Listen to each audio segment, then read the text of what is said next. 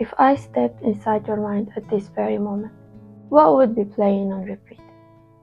Are there any old stories you keep telling yourself every time you almost forget them? Hi everyone and welcome back to my channel. I'm Dr. Mahna, a general practitioner and the founder of this channel. Here we build a balanced life through stronger mind, body and better habits. In this series, we are building the main character mindset. At the end of this series, you will be able to lead your own life. Where are we in the journey? We are in the first stage of the series, exposing the fake self we already went through 4 episodes. In episode 1, we exposed the lie that you are stuck in a role you never chose. In episode 2, we explored who you learned to be in order to survive, and we explained coping mechanisms. In episode 3, we asked who are you when the world goes silent. In episode 4, we explored how the world taught you to forget yourself, and we explained self-alienation. And in this episode, we're gonna take off another fake layer, which is the past. Let's begin. Even if you were the greatest researcher on this planet, even if you search through every culture, every history book, every human story ever told, you would still never find a single person with a perfect past. Not a one. No matter how hard you look, no one's past is flawless. Not a single soul. Even our father Adam did something he was not supposed to do. He made a mistake. We all know the story. But were we ever told that he spent the rest of his life drowning in regret? Did he refuse to forgive himself?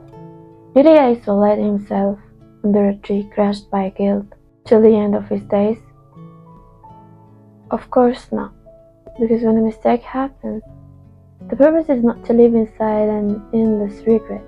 The purpose is not to replay the moment over and over again, asking why forever. Adam did not have a clean past. Things didn't go the way they should have. But that moment exactly was where the life began. If he had stayed stuck there, none of us would exist today. You cannot rewrite the laws of existence. What's done is done. The past belongs to the past. You cannot carry it forward with you. So let me ask you something. Are you living in the dead past? Do you look at the present and the future with the lenses of what already happened? Do you define yourself and your entire world by events that are already gone? Is there something you cannot let go of?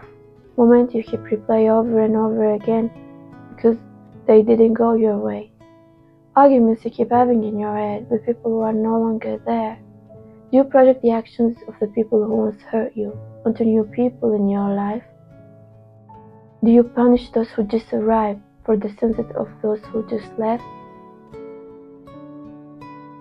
Every person carries uncomfortable stories they wish they could erase. But some people refuse to let those stories fade. They hold on tightly to the pain as if it defines who they are. That dark cloud called the past blinds you to the beauty of what is happening right now, simply because you keep holding on to what no longer exists. So let's look at the TV screen inside your mind. What is playing on repeat? What moments have you pressed the play button on over and over again since the day they happened? Maybe you once said something silly. Did you rush home afterward and sign an invisible contract declaring yourself a fool forever? Did you allow one passing moment to turn into your identity?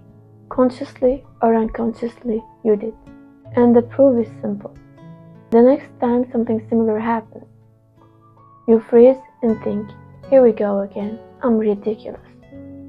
Maybe you were embarrassed, maybe someone insulted you, maybe this happened very often, that you stopped noticing. And slowly those moments became a part of how you see yourself. Maybe you hurt someone, maybe you made a serious mistake, maybe your past feels unbearably heavy. Modern psychology and neuroscience agree on one thing. Living inside your past does not just affect your thoughts. It changes your brain, your body, in the way you experience your life. First point, the rumination. When people constantly repeat painful memories, the mind enters a loop called rumination. This loop fuels anxiety and depression. It's like walking the same dark hallway every single day until it starts to feel familiar. This mental repetition weakens the brain's ability to adapt and stay in the present. The second point is the stress system. When the past is relived, the body's stress system does not shut off. The brain keeps releasing stress hormones, as if the danger is still happening. Over time, that constant alert state leads to mood swings, poor sleep, exhaustion, and even a weakened immune system. You're not just remembering, your body reliving it. The third point is the chronic stress. Chronic stress reshapes the brain itself. The brain becomes wired for survival mode. Memories, focus, and emotional balance decline because the brain never received the signal that the storm is over. The body begins to believe that the past is still happening. The last point is painful memories. Painful memories feel alive because emotional memory stays active beneath the surface. Even when you're not thinking about your past, your emotional brain is still holding it. Forgetting pain is not about willpower. The more you revisit a painful memory, the more vivid and alive it becomes. So science confirms what your heart already knows. Holding on to the past is not a harmless nostalgia. It is self-imposed suffering. Your brain is constantly changing. This is neuroplasticity. Every thought you repeat strengthens a neural pathway. Choose differently and those pathways weaken. New ones are created. This is not positive thinking. This is biology. This is rewiring. Here's some practical exercises that will help you training your brain to separate from the past.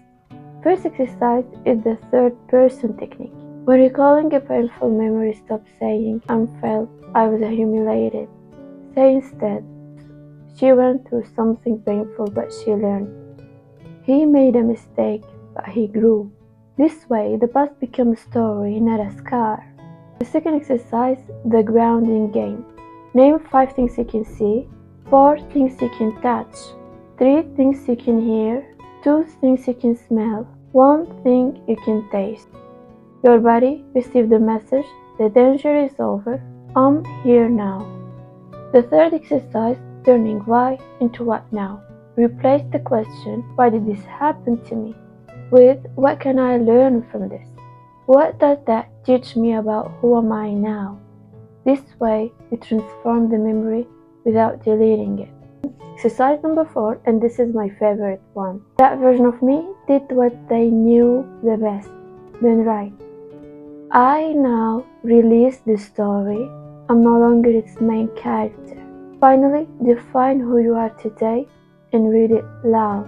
The last exercise, stand in front of a mirror. Look into your own eyes and say, you are safe now. The past is not here. I'm proud of who you become. Your nervous system listens to your voice more than your thoughts. Imagine your past self standing beside you. Same face, same eyes, but not the same soul. They belong to another time, another chapter. You can thank them for surviving, for trying, for learning. You and your past are no longer the same. You coexist, but you are separate. 2 timelines that once met and then parted ways. And from this moment forward, your life no longer has to orbit around what once was.